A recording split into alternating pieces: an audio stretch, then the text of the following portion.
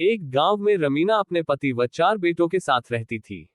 वह अपने परिवार के साथ खूब खुशहाल थी। वह मध्यम आय वाला परिवार था। अतः रमीना परिवार की कमाई का अधिकांश भाग बच्चों की शिक्षा पर खर्च करती थी। पिता भी बच्चों को खूब प्यार करता था। एक दिन अचानक रमीना का पति बीमार हो गया। डॉक्टरों व वैद्य को दिखाया परंतु उन्हें उसकी बीमारी का पता नहीं लग सका। फिर अचानक उसकी मृत्यु हो गई। रमीना जैसे तैसे अपने बेटों को बड़ा करने लगी, परंतु जैसे जैसे वे बड़े होते गए उन्हें शहर जाने का भूत सवार होने लगा। धीरे धीरे वे गांव छोड़कर शहर चले गए। शहर में ही विवाह कर वही रहने लगे। रमीना बूढ़ी हो चुकी थी परंतु उसने हिम्मत नहीं हारी थी। सिलाई बुनाई का कार्य करके अकेली ही रहती थी और अपने घर का गुजारा चलाती थी। एक दिन वह रसोई में खीर बना रही थी। खीर कई घंटों से पक रही थी। तभी रमीना को थकान महसूस होने लगी। वह रसोई के पास आंगन में चारपाई डालकर उस पर लेट गई।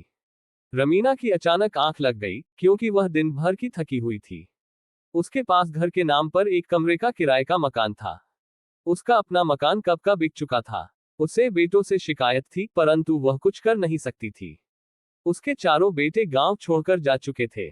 उन्हें वहां से गए वर्षों बीत गए थे और वे गांव के बारे में सब कुछ भूल चुके थे।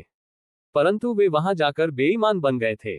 चारों बेटे मिलकर घरों में चोरी करते थे, फिर माल बांटकर उसी से अपने परिवार का गुजारा करते थे। उन्हें न तो माँ की फिक्र थी, न ही कोई सोच। माँ का क्या हाल होगा ये वे नहीं जानना चाहते थे। चारों बेटे चोरी में इतने माहिर हो चुके थे कि वे कभी पकड़े न जाते थे। एक दिन उन्होंने एक सर्राफ के यहाँ चोरी की और खूब मालामाल हो गए। लेकिन चोर को तो चोरी के सिवा कुछ करना आता ही नहीं है, अतः वे आलसी बनकर उस माल पर ऐश करने लगे। कुछ ही दिनों में सारा धन और माल समाप्त हो गया। अब उन्हें फिर से धन पाने की चिंता सताने लगी। एक दिन वे चोरी के इरादे से शाम को घर से निकले। तभी उन्हें एक युवक मिला। वह बोला, तुम कहाँ जा रहे हो, मुझे भी साथ ले लो। चारों ने उसे इनकार कर दिया, परंतु वह युवक उनकी खुशामद करने लगा और बोला, अच्छा भैया, तुम ये बता दो कि तुम कहाँ जा रहे हो। एक बेटा क्रोधित होकर बोला, चोरी करने चलोगे? हाँ भैया, सब कुछ करूंगा। मैंने 5 दिन से खाना नहीं खाया है, जैसा कहोगे वैसा ही करूंगा। जो दोगे वही ले लूंगा, अपना हिस्सा भी नहीं मांगूंगा। चारों भाइयों को बात जंच गई कि मुफ्त में नौकर मिल रहा है जो चोरी में भी साथ देने को तैयार है, फिर वह अपना हिस्सा भी नहीं मांगेगा। उन्होंने युवक को साथ ले लिया, परंतु उसे समझाया, देखो तुम पहली बार चोरी करने जा रहे हो, अतः कोई बेवकूफी मत करना। युवक तैयार हो गया और उन चारों के साथ चल दिया। चारों भाई चोरी के लिए मकान तलाश करने लगे। उन्होंने कई मकानों में घुसने का प्रयास किया परंतु हर घर में कोई न कोई जाग रहा था। अचानक उन्हें एक घर का दरवाजा खुला दिखाई दिया। वे उसमें घुस गए। वहां उन्होंने खूब जमकर चोरी की। घर का हर सामान एक चादर में बांध लिया। हालांकि घर में कोई भी कीमती सामान न था, परंतु वे चोरी करने निकले थे तो उन्हें कुछ न कुछ तो चुराना ही था। तभी एक बेटे की रसोई की ओर नजर गई। वहां खीर पक रही थी। चारों को लगा कि चलने से पहले गर्मागर्म खीर का मजा ले लेना चाहिए।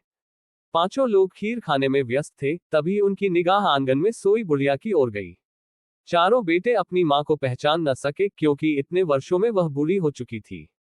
नया चोर युवक बोला, भैया, ये बुढ़िया कैसे हाथ पसारे सो रही है?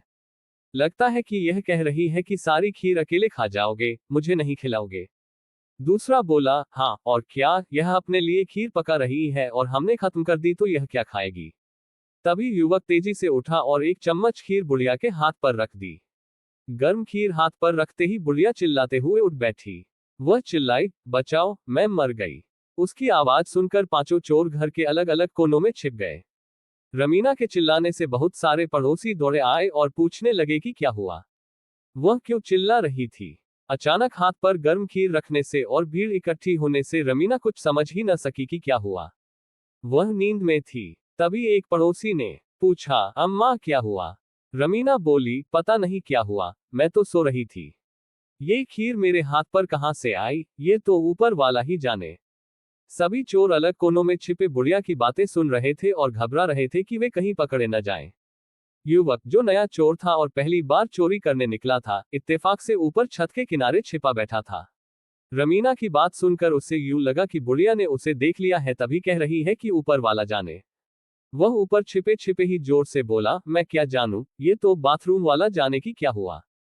युवक की बात सुनकर बाथरूम में छिपा चोर घबरा गया कि वह पकड़ा जाएगा तो उसकी पिटाई होगी। वो स्वयं को बचाने के प्रयास में बोला, मैं क्या जानूं, चारपाई के पीछे वाला जाने। तभी चारपाई के पीछे वाला बोल उठा, वाह, मुझे क्यों फंसा रहे हो, मैं क्या जानूं, सीढ़ियों वाला जानता है कि क्या हुआ।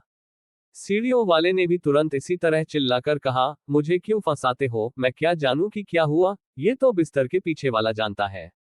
सारे अड़ोसी पड़ोसी व रमीना हैरान थे कि आवाज कहां कहां से आ रही है। वे सब एक साथ झपट पड़े और पांचों चोरों को पकड़ लिया। पांचों चोरों को जेल में डाल दिया गया। वहां पुलिस ने उनका अता पता पूछा तो पता लगा कि उनमें से 4 चोर तो रमीना के ही बेटे थे।